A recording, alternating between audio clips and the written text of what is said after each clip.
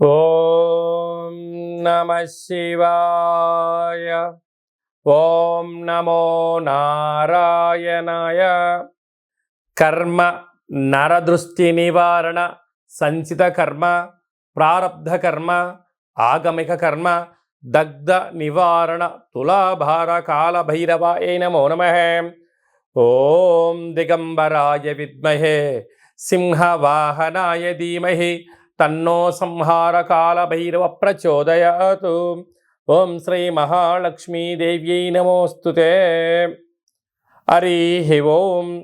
మా ఛానల్కి స్వాగతం. చూస్తున్న వీక్షకులకు ప్రేక్షకులకు ప్రియ కాల భైరవ భగవద్బంధులకి స్వాగతం పలుకుతూ మమ్మల్ని ఎంతగానో ఆదరిస్తూ ఉండబడినటువంటి ప్రియ సోదర సోదరీమణులకు సనాతన ధర్మ సంరక్షకులకు జ్యోతిష్య అభిమానులకు స్వాగతం పలుకుతూ అందరిపైనను గణేశ నిమజ్జన మహోత్సవ శుభాకాంక్షలు. గంగా తీరం వైపు వెళ్తున్నటువంటి గణపతి స్వామి వారిని ఒక ఆశీస్సులు. తండ్రి కైలాసం నుంచి వచ్చి మేము చేసిన పూజలంతను కూడా స్వీకరించి మమ్మల్ని ఏడాది వరకు సంపూర్ణ ఆయురారోగ్యాల చేత ఆశీర్వదించమని. సాగర తీరం వైపు స్వామివారి వెళ్తూ ఉంటారు కనుక అందరూ స్వామివారి యొక్క ఆశీస్సులు పొందుదాం. అఖండమైనటువంటి అష్ట కష్టాలకు స్వస్తి పలుకుదాం. అష్ట ఐశ్వర్య స్వాగతం పలుకుతాం. 16/9/2024 నుండి 30/9/2024 వరకు పుట్టినటువంటి వారందరికీ కూడా ముందస్తుగా జన్మదిన శుభాకాంక్షలు. గతంలో వివాహం చేసుకున్న వారికి వివాహ వార్షికోత్సవ శుభాకాంక్షలు. ద్వాదశ రాశుల్లో గ్రహ గమనాన్ని ఒకసారి వీక్షింపచేద్దాం.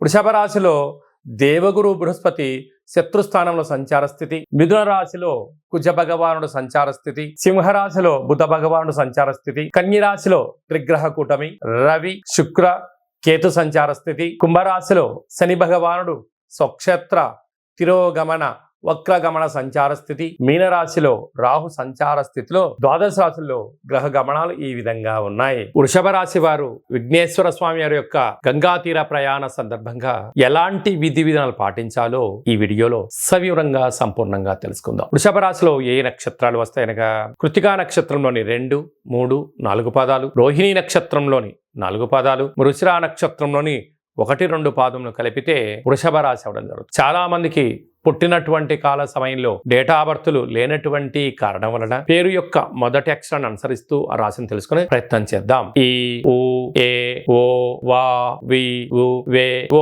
అక్షరాల వారందరూ కూడా వృషభ రాశి జాతకులే. వృషభ రాశి యొక్క అధిపతి శుక్ర భగవానుడు కనుక రాశిలోనే దేవగురు బృహస్పతి శత్రుస్థానంలో సంచారము చేయడం వలన ఈ గణేశ సాగరం వైపు వెళ్తున్న గణపతి స్వామి అందరికీ కూడా వీలైనంత వరకు బొబ్బర్లతో కూడుకున్నటువంటి పదార్థాన్ని ఏర్పాటు చేయడం, వడలను దేవుడికి నైవేద్యంగా ఏర్పాటు చేయడం, ఒక 16 ప్రమిదలుగా ఈ బొబ్బర్ల పిండిని ముద్దగా చేసి ప్రమిదలుగా చేసి 21 ఒత్తులను పెట్టి గణపతి స్వామికి హారతినిచ్చి ఆ హారతిని కళ్ళకు అద్దుకోవడం వలన వృషభ రాశి వారికి విపరీతమైన ధనయోగం కనకయోగం కలుగుతుంది, ఆనంద సిద్ధి మంత్రసిద్ధి కలుగుతుందని చెప్పి గమనించాలి. అలాగనే రాశిలోనే గురు సంచార స్థితి ఉండడం వలన భక్తి, ఆధ్యాత్మికత, దానము, ధర్మము, మనశ్శాంతి మీ సొంతం చేసే పరిస్థితి అధికంగా ఉంటుందని చెప్పి గమనించాలి. 2వ స్థానంలో కుజుడు సంచారం చేయడం వలన కుజదోష ప్రభావం కారణం వలన ధనపరమైనటువంటి చిక్కులు పొంచి ఉన్నాయి. దయచేసి లావాదేవీలు, వ్యవహారాలు, క్రయ విక్రయాలు కొంతకాలం వాయిదా వేసుకోవడం ఉత్తమోత్తంగా భావించగలగాలి. అర్ధాస్తమ బుధుడు చిన్న చిన్న విషయాలకు ఆందోళన తగదు.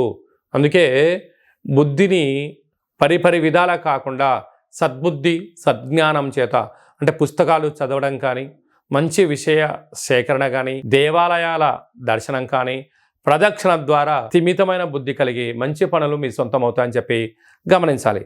సంతాన స్థానంలో త్రిగ్రహ కూటమి రవి శుక్ర కేతు సంచార స్థితి ఉండడం వలన నూతనంగా వివాహమైన వారికి పుత్ర పుత్రిక సంతాన స్థితి, పిల్లల యొక్క చదువులు, పిల్లల యొక్క అభివృద్ధి వారి సొంతం అవుతుందని చెప్పి గమనించాలి.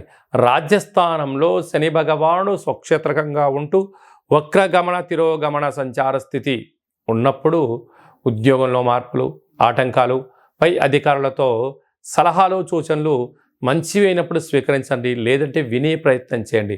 వినలేదా ఉండే ఉద్యోగం పోతుంది, గృహ మార్పు ఉద్యోగ మార్పు వచ్చే అవకాశాలు చాలా అధికంగా ఉన్నాయని చెప్పి గమనించాలి.